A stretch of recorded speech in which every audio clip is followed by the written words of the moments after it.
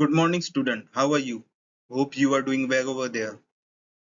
Today, we are going to study the second part of abuse and its management. And in second part, we are going to discuss how to manage abuse. In first part, we have discussed about what do you mean by abuse, its impact. Now, in today's session, we are going to study how to manage abuse in a very simple and in a very practical way. So, first point is seeking support.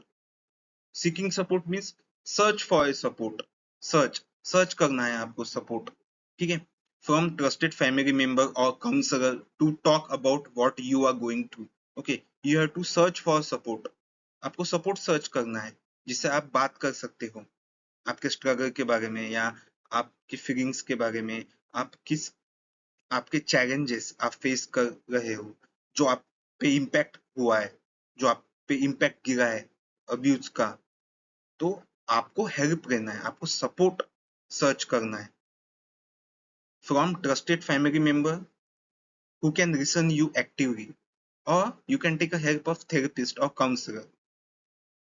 Then it is very important to create some distance between you and the abusive person. Yes, you have to create some distance between you and abusive person. Once you identify the abusive person, now you can, the next step is to create some distance from that abusive person so that you can focus on yourself. You can focus spending time with people who are there for you, who are there to support you, okay, appreciate you, help you to come out of from such difficult situation. Okay, exercise, eat healthy food, meditate or journaling. Okay, exercise is one of the most important thing or way you can manage abuse. Yes, you can, exercise can help you to minimize the impact of abuse. Exercise, balanced diet, meditate, journaling, writing things. Okay, writing things means journaling. You can form clear thinking, get enough sleep, and reach out and connect with trusted friends and family. Yes, you have to surround yourself with positive people who are there to help you. Then take a bold stand for yourself. Yes, self-awareness is very important and self-responsibility is very important. Self-awareness means you have to identify the abusive person. It is sometimes very tough to identify the abusive person. That's why we don't know how to manage abusive behavior. So once you identify the face of that abusive person, then you can create some distance, and creating distance from that person is a very bold stand for yourself because abusive behavior sometimes come from your close one. Okay, then set healthy boundaries. Yes, setting healthy boundaries is very important. Reach out therapist, educate yourself on abuse. Yes, self knowledge, expand your knowledge on abusing. Okay, on the topic of abuse, get help with alcohol or drugs problem. Yes, if you are addicted to alcohol or any drug, then you can get help from therapist. Make your home a violence free zone. Yes, sometimes a small amount of violence can disturb you, so you have to make your home a violence free zone. Build your self awareness. Yes, self awareness is very important. Practice to release negativity rather than dwelling on it. Yes, negative emotion will come, you have to face it. Don't try to ignore it or deny it. Release it. Then use your experience to build positive changes in yourself. Yes, face your abuser. You have to face the abuse behavior and that person also. You can take, and sometimes you have to take legal action against that person, that he is mental, he has done mental harassment. He is harassing you mentally. Okay, then you must take full responsibility for your behavior. You have to take full responsibility for your behavior. It is very important to take full responsibility for your behavior because you are teaching people how to behave with you. That's why you have to set boundaries. You have to say no. You have to be very self-disciplined. And when you take responsibility, self-responsibility, when you are self-disciplined, then people people will start respecting you. Okay, self-respect is very important. That's why expand your knowledge on abuse, expand your knowledge. Okay, exercise on a daily basis, meditate on a daily basis, journaling on a daily basis, self-awareness, surround yourself with positive people, create distance yourself from that abusive person, take a bold stand for your life, because the impact of abuse are very hazardous. It is very dangerous. It has spoiled life of many people. So take a bold stand always. And now conclusion. So understand and educate yourself on abuse. Yes, it is very important to understand, identify the abusive behavior and the abusive person.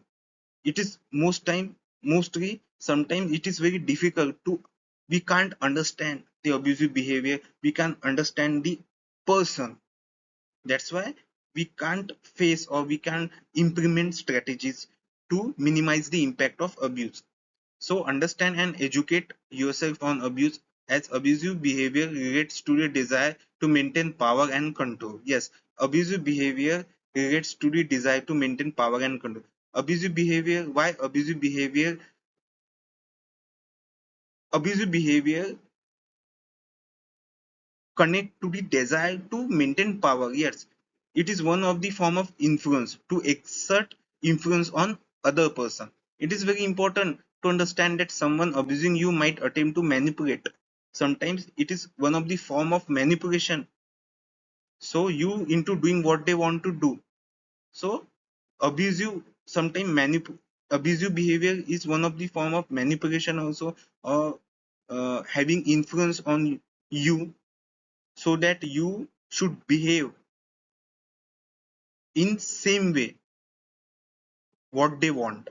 Okay, they, if they want something, they can use abusive behavior to control your behavior, control your thought pattern. Okay, then taking a bold stand and remember that putting others down doesn't raise you up. Yes, yes. uh, Taking a bold stand and remember putting others down doesn't raise you up. You can't level up by putting others down. So taking a bold stand, never tolerate such behavior. If someone thinks that this or her behavior is in violent way, then you need to stop and take a help of counselor. Yes, अगर किसी को लगता है कि हाँ वो abusive behave करता है, या उसका जो बिहेवियर है वो अब्यूजिव है, तो उसे भी समझना चाहिए कि हाँ उसे भी एक काउंसलर की या थेरेपिस्ट की नीड है, because his behavior is not in a meaningful way, not in a respectful way. Okay? Abusive behavior is not a respectful behavior, it is a bad behavior.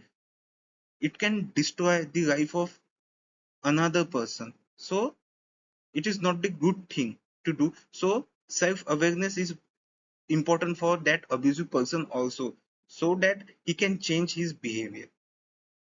So it was all about abusive behavior.